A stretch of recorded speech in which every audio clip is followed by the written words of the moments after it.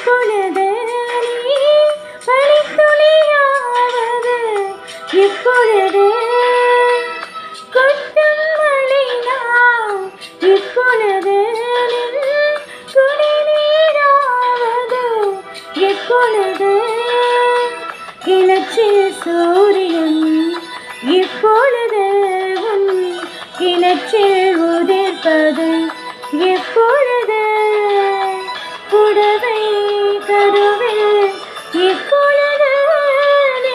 புதிதாய் திறப்பது எப்பொழுது